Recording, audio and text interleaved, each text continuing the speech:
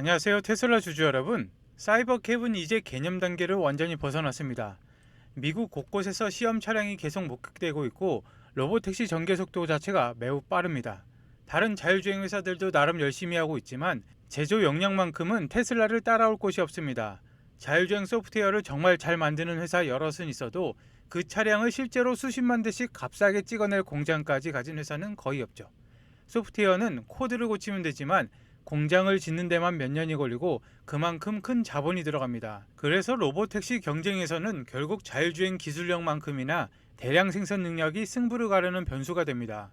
완전히 수직 통합된 이 차량을 텍사스에서 3만 달러도 안 되는 원가에 만들고 있는데 후속 개조가 전혀 필요 없을 만큼 처음부터 연간 100만 대가 넘는 생산 속도를 염두에 두고 설계를 했습니다. 부품을 대부분 외부에서 사오는 다른 완성체 업체와는 달리 이 정도 원가를 뽑아내려면 설계 단계부터 생산까지 전부 한 회사 안에서 통제해야 합니다.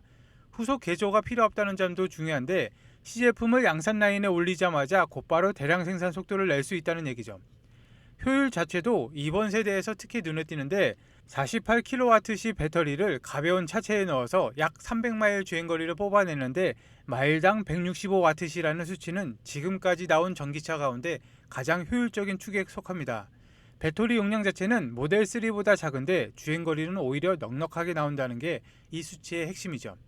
차체를 가볍게 만들고 공기저항을 줄이는데 얼마나 많은 공을 들였는지 그대로 나타나는 수치입니다. 2인승 좌석 차량은 AI4 칩이 구동하는 순수 비전에만 전적으로 의존하는데 값비싼 정밀지도와 부피가 큰 센서 뭉치를 아예 걷어냈습니다. 라이더나 레이더 같은 값비싼 부품을 아예 안 쓰면 차량 원가와 정비 비용이 동시에 줄어듭니다. 그러면서도 동시에 5G와 GPS, 스타링크까지 3중으로 연결을 이어가는 방식이라 차량 전체가 끊김없이 관제망에 붙어 있을 수가 있습니다. 한 통신망이 갑자기 끊겨도 나머지 두 개가 계속 연결을 지켜주는 구조입니다. 그리고 전기 아키텍처를 뜯어보면 48V 저전압 구조를 쓰는데 제어기 전부를 테슬라가 처음부터 자체 설계를 했습니다. 기존 자동차 대다수가 여전히 12V 체계를 쓰는 것과 다르게 이건 전력 배선을 근본적으로 다시 짠 결과죠. 전압을 더 높이면 같은 전력을 보내는데 필요한 전선 굵기가 얇아지는데 이게 차량 전체를 가볍게 만드는데 아주 직접적인 도움이 됩니다. 차량을 가로지르는 배선을 아예 완전히 없앴고 지역 제어기를 이더넷으로 연결해서 부품이 차량 전체를 가로질러 컴퓨터까지 이어지는 대신 가까운 제어기까지만 짧게 배선하면 됩니다.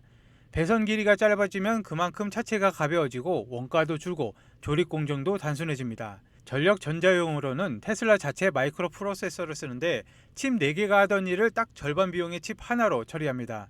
외부 반도체 업체에서 범용 칩을 사다 쓰는 대신 용도에 딱 맞춘 칩을 직접 설계한 것이죠. 범용 칩은 온갖 상황에 다 대응하도록 여유있게 설계가 되는데 전용 칩은 딱 필요한 기능만 남기고 나머지는 다 걷어내는 식이라 원가가 훨씬 낮습니다. 여기에 차량 운행 데이터를 활용해서 배터리 팩 크기까지 최적화했습니다. 실제 차량들이 어떤 패턴으로 달리는지 방대한 데이터를 확보한 회사만이 쓸 수 있는 방식이죠. 또한 텍사스 오스틴, 댈러스, 휴스턴 세 도시에서는 로보택시 운행이 이미 100% 무감독으로 돌아가고 있습니다. 기가 텍사스 공장 주변에서 시범 운행 자체가 빠르게 늘고 있어서 대규모 공공 무인 네트워크가 머지않았다는 사실을 알 수가 있습니다. 그리고 테슬라가 세인트 엘모 서비스 센터 맞은편 부지에 최신 충전 허브를 짓겠다는 계획을 최근 접수했습니다. 세인트 엘모는 오스틴 남부에 있는 기존 테슬라 서비스 거점인데 그 바로 맞은편에 대형 충전 시설을 세운다는 건 이 지역을 사이버캡의 운영 핵심 거점으로 삼겠다는 의도입니다. 이 시기가 공교롭게 사이버캡을 8월 말이라는 이른 시점에 오스틴 대중에게 공개한다는 보도와 겹칩니다. 충전 인프라와 대중 공개 시점이 같이 맞물려 돌아가고 있는데 하나만 놓고 보면 그저 부동산 소리에 불과하지만 다른 소식과 겹쳐보면 실제 출시가 임박했다는 정황이 쌓입니다. 이번 공사는 단계적으로 진행이 됩니다. 1단계에서는 V3 슈퍼차저가 48대를 빠르게 가동해서 초기 자율주행 차량을 지원하고 2단계에서 무선 충전 전용 자리 80개를 추가를 합니다. 무선 기술이 완전히 자리 잡기 전에도 부지를 바로 가동하게 만드는 전략입니다. 전체 목표는 총 128개의 충전 자리인데 2단계 세부 사항은 아직 최종적으로 정리되는 중입니다. 128개면 웬만한 고속도로 휴게소 충전소 규모를 압도적으로 뛰어넘는 숫자죠.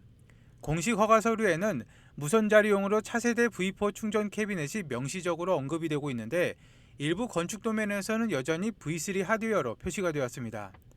서류마다 다른 세대 장비가 적혀 있다는 건 실제 설계가 아직 확정 전이고 계속 손질되고 있다는 사실을 말해주는 것이죠. 정확한 최종 배치가 결국 어떻게 나오든 이 프로젝트는 완전 자동화 인프라를 향한 확실한 흐름을 나타냅니다. 지금까지 로보택시 회사들은 충전 인프라를 기존 슈퍼차저망에 의존해 왔다면 이번 오스틴 부지는 처음부터 무인 운행을 염두에 두고 설계된 첫 전용 시설이라는 점은 다릅니다. 세부 사항이 조율 중이라는 사실 자체가 이미 이 프로젝트가 실행 단계에 들어섰다는 걸 말해주죠. 오스틴은 그저 시작일 뿐이고 피닉스와 샌안토니오, 라스베가스, 어빙에도 비슷한 규모의 충전 업무를 이미 계획하고 있습니다. 한 도시에서 검증한 설계를 그대로 복제해서 여러 도시에 동시다발로 깔겠다는 계획입니다. 도시 하나씩 처음부터 새로 설계하는 대신 검증된 청사진을 반복해서 찍어내면 그만큼 구축 속도와 비용에서 모두 유리해지는 것입니다. 이런 완전 자동화 충전소는 사람이 개입하지 않고도 로보택시가 스스로 충전하고 다시 운행에 나서게 해줍니다. 결국 이게 사이버캠 네트워크 전체의 운영비를 낮춘 핵심 인프라죠. 사람이 충전을 관리해야 한다면 그만큼 인건비가 들어가는데 무인 충전이 자리 잡으면 이 비용 자체가 사라집니다. 그리고 주식 분석할 때 가장 번거로운 건 자료 찾는 일이 아닙니다. 현재가, 차트, 뉴스, 공시, 수급을 전부 확인하고 마지막에는 결국 이런 질문이 남는데 그래서 지금 이 종목 어떻게 봐야 할까? 이 종목을 한 화면에서 처리할 수 있도록 제가 사이트를 하나 만들었습니다. 국내 주식과 미국 주식을 검색하면 실시간 가격과 차트, 이동평균선, 거래량, 지지선 등 먼저 확인할 수가 있죠. 여기에 종목 뉴스와 공시, 외국인과 기관 수급, 시장 분위기까지 함께 확인할 수가 있습니다. 현재 분석 중인데 분석한 내용을 바탕으로 설명을 드리겠습니다. 여러 분석이 같은 방향을 가리키는지 다시 비교해서 상승, 중립, 하락 판정과 신뢰도를 보여줍니다. 좋은 뉴스가 나왔다는 이유만으로 상승이라고 판단하지 않고 뉴스가 주가에 반영이 되었는지, 거래량이 따라왔는지, 저항선을 넘었는지, 반대 신호는 없는지도 같이 봅니다. 이처럼 상장된 미국, 한국 종목을 모두 분석할 수가 있습니다. 구독자 및 시청자분들에게만 해당 사이트 오픈해서 사용하실 수 있도록 해드리겠습니다. 또한 관심 종목을 등록하면 아침 리포트와 지지선, 저항선, 근접 알림도 텔레그램으로 받으실 수가 있는 것이죠. 여러 종목을 보유하고 있다면 포트폴리오 비중과 섹터 편중, 통화 위험도 함께 진단을 해드립니다. 종목을 찾고 분석하고 기록하고 다시 검증하는 과정이 이 사이트 한 곳에서 이루어지게 되는 것이죠. 신청 방법은 영상 끝에서 확인하실 수가 있습니다. 그리고 테슬라와 스페이스X의 합병 투표를 둘러싼 셈법입니다. 현재 테슬라 지분 구조와 일론 머스크의 보유량을 기준으로 계산해보면 일론 머스크는 테슬라 표결권 가운데 약 20%를 보유하고 있습니다. 합병은 대개 발행 주식의 50%를 넘는 찬성이 필요한데 그러면 일론 머스크가 다른 주주에게 추가로 받아야 할 찬성표는 약 10억 5천만 표에 달합니다. 이게 왜 중요하냐면 이걸 다르게 풀면 일론 머스크를 제외한 주주 기반의 약 37%에 불과합니다. 표결에 참여하는 다른 모든 주주들을 다 합친 값 가운데 3분의 1이 조금 넘는 수준만 확보하면 충분한 것이죠. 20%라는 자기 지분의 37%만 얹으면 되니까 실제 넘어야 할 문턱은 언뜻 보이는 것보다 훨씬 좁습니다. 다수결로 밀어붙여야 하는 다른 대형 합병 사례들과 비교할 때 이 문턱은 절대적으로 낮은 축에 속하죠. 다시 말해서 일론 머스크는 나머지 주주 전체의 과반을 설득할 필요가 없습니다. 다른 투자자가 준 테슬라 주식 가운데 딱 3분의 1을 살짝 넘는 정도만 찬성으로 돌리면 표결 자체를 통과시킬 수가 있는 것이죠. 나머지 3분의 2에 가까운 주주가 반대하거나 기권을 해도 표결 자체는 통과가 가능하다는 계산입니다. 이 계산은 어디까지나 현재 시점의 지분 구조를 기준으로 한 추산이라 실제 투표 시점에서 지분이 바뀌면 필요한 표수도 함께 달라집니다. 다만 큰 방향 자체가 바뀔 정도로 지분 구조가 흔들릴 가능성은 크지 않죠. 그럼에도 이 계산이 알려주는 결론은 분명합니다. 일론 머스크가 넘어야 할 문턱은 절반이 아닌 3분의 1 수준이죠. 테슬라 개인 주주층이 유독 충성도 높고 장기 보유 성향이 강하다는 걸 감안하면 이 문턱은 처음 보이는 것보다 훨씬 낮을 수가 있습니다. 다른 대형 상장사라면 기관 투자자들의 복잡한 이해관계나 그것을 하나하나 설득해야 하지만 테슬라는 개인 투자자 비중이 크고 이들 상당수가 일론 머스크를 오래 지지해온 사람들입니다. 이런 주주구조 자체가 다른 대형 상장사에서 보기 힘든 테슬라만의 특수 조건이죠. 테슬라를 아직 자동차 회사로만 보신다면 다음 돈의 흐름을 놓칠 수가 있습니다. 옵티머스와 메가팩, AI 데이터 센터가 커질수록 공통으로 중요해지는 부품이 하나 있습니다. 2026년 IEA 최신 보고서를 보시죠. 2025년 전 세계 데이터 센터의 전력 사용량은 1년 만에 17%가 늘었고 AI 중심 데이터 센터는 무려 50%나 폭증을 했습니다. GPU를 더 꽂는 것만으로는 해결되지 않는 문제인데 전기를 렉 안까지 얼마나 작고 빠르고 효율적으로 넣느냐가 다음 경쟁이 되었습니다. 엔비디아가 공개한 자료는 더 직접적입니다. 다음 세대의 AI 렉은 1메가와트 이상을 요구하는 것이죠. 기존 54V 구조를 그대로 쓰면 한 렉의 구리만 최대 200kg, 전력 선반은 최대 64렉 유닛을 필요합니다. 계산 장비를 넣어야 할 공간이 전원 장치로 차버리는 것이죠. 그래서 엔비디아는 2027년부터 데이터 센터의 전력 구조를 800V 직류로 바꾸겠다고 했습니다. 그런데 800V를 GPU가 쓰는 낮은 전압까지 내리려면 전기를 덜 버리고 더 빠르게 바꾸는 반도체가 필요합니다.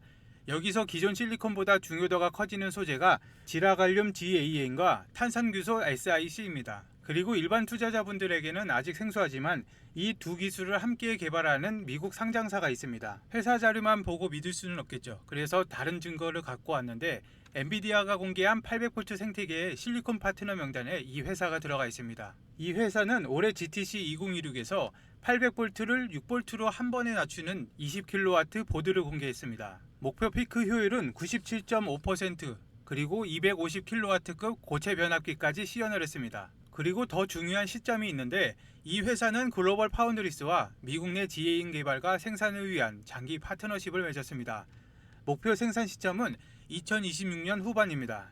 엔비디아의 2027년 800V 본격 전환보다 앞서 양산 기반을 맞추겠다는 일정입니다. 기술 발표가 실제 납품으로 넘어가는지 확인할 구간이 바로 지금부터인 이유입니다. 현재 이 종목은 52주 고점에서 크게 내려왔고 결국 확인해야 할 건 세 가지입니다.